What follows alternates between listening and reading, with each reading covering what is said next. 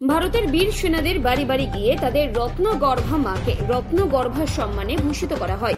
রত্নগর্ভা সম্মান জানানোর জন্য আমরা গতকাল রবিবার ওই কর্মসূচির শুভারম্ভ করেছি।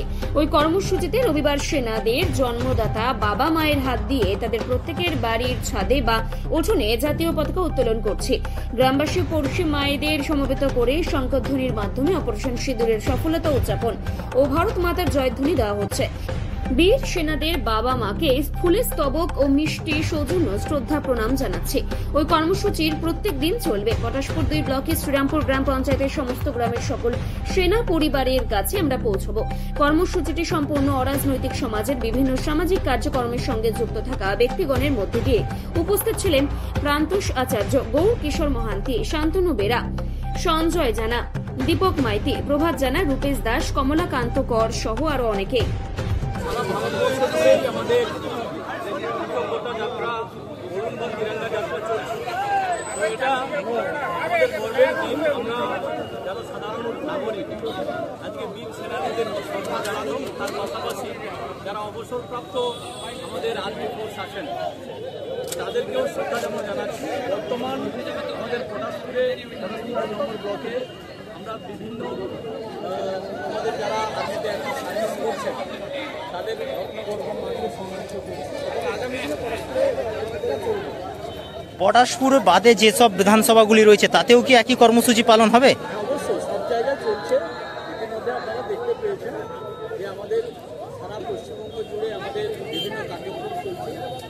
আজকে দেশকে যারা রক্ষা করছেন তাদেরকে আমরা যদি হৃদয়ের মনের পরিবর্তন স্মরণ করে দিতে না পারি তাহলে এর থেকে ভালো কিছু হয় না।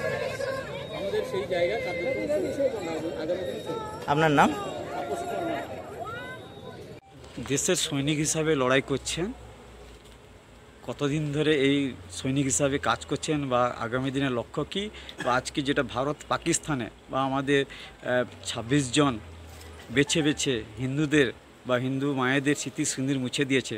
আজকে যেখানটায় দেশ লড়াই করছে পাকিস্তানের বিরুদ্ধে, সেখানটা আপনি একজন সৈনিক হিসাবে কি বলবেন? প্রথমত যে 26 জনের দেহাবসান হয়েছে তাদের জন্য আমরা খুব দুঃখিত, হওয়া উচিত নয়। আর দেশের সৈনিক হিসাবে আমি মনে হয় 23 বছর সামথিং সার্ভিস করছি, আর ভারত মাতাকে রক্ষা করার জন্য দায়িত্ব পেয়েছি, সেজন্য নিজেকে ধন্য মনে করি। এ পর্যন্ত করে আসছি, যতদিন পারবো করব। আজকে দেশের নাগরিকরা আপনার বাড়িতে এসছেন এবং আপনি ছুটিতেও এসছেন, কতটা খুশি লাগছে? আপনাদের আশা সেটা একটা উদ্বুদ্ধ বা অনুপ্রেরণার বিষয়। তো সেটা থেকে আমি আরও বেশি অনুপ্রাণিত এবং আগামী দিনে আপনাদের এইসব যে ভালোবাসা বা অভিনন্দন সেসব মাথায় থাকবে এবং তার জন্য আমি আগে কাজ করার জন্য আরও প্রেরিত হব। আপনার নাম?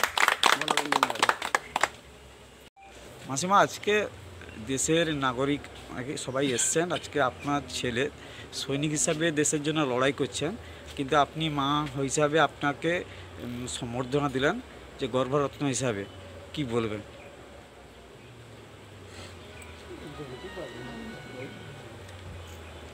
আপনারা এসছেন, আমি খুশি হয়েছি। আমার ছেলেকেও সান্ত্বনা দিয়ে বোঝাচ্ছি যে ছেলে আমার ভালো থাকুক, সুখে থাকুক, আর আমরা দেশকে রক্ষা করব। এইরকম আমার ছেলের জন্য জীবনযাপন করে যায়। কতটা খুশি দেশের জন্য আজকে লড়াই করছে ছেলে? হ্যাঁ খুশি, খুব খুশি হয়েছি। আপনি একজন মা আর 40 কোটি মাকে রক্ষা করছে, কতটা খুশি? হ্যাঁ আমরা খুব খুশি হয়েছি। আমিও খুশি, খুব ছেলের জন্য অনেক খুশি, গর্বিত। হ্যাঁ ছেলের জন্য গর্বিত। আপনার নাম? সারানি জানা। আপনার চোখে জল হঠাৎ কেন? আজকে আমাদের যে এই ভারতবর্ষ স্বাধীন হলো, এটা খুব গর্বের বিষয়। আমাদের গ্রামবাসী এবং বিভিন্ন দিক থেকে ছেলেমেয়েরা সৈনিক হিসাবে যে দেশের জন্য লড়ছে, এটা মায়েদেরও গর্ব এবং দেশেরও গর্ব।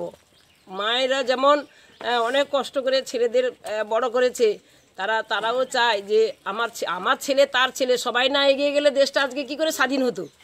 আগে যেমন যারা স্বাধীন করেছে তারা আজকে আমাদের মরে গেলেও আমাদের কাছে অমর হয়ে আছে, তেমনি আমার ছেলে হোক, তার ছেলে হোক, তার ছেলে হোক, সবাই আজকে দেশের জন্য লড়াই করছে।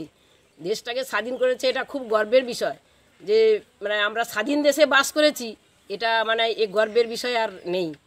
আজকে মানে ইয়ে থেকে আমাদের ভারত এবং পাঞ্জাব এইসব যে লড়াই হচ্ছে, মানে সেখানেও তো মানুষ আছে, এখানেও মানুষ আছে, তাহলে আমাদের দেশ ভারতবর্ষের মানে ছেলেমেয়েরা কত বীর সৈনিক, এটাও তারা প্রমাণ দেখিয়ে দিল। আজকে স্থানীয় প্রতিনিধিরা আজকে এসছেন, যতজন লড়াই করছে সৈনিকদের বাড়িতে এসে ভারত মাতা জাতীয় পতাকা তুলছে, কতটা আনন্দ, কতটা খুশি? খুবই গর্বের বিষয়। তো মায়েদের আরও বেশি গর্বিত হওয়া উচিত। আমাদের চোখে জল আসে ঠিকই, কিন্তু এটা খুব গর্বের বিষয় যে মানে এই সব সন্তানেরা সবাই যদি এরকম এগিয়ে যায়, দেশের জন্য ঝাঁপিয়ে পড়ে, তাহলে দেশকে রক্ষা করতে পারবে। সবাই যদি আমরা পিছিয়ে যাই, আমাদের ছেলে মেয়েদের যদি ঘর থেকে না বের করি, তাহলে দেশ কী করে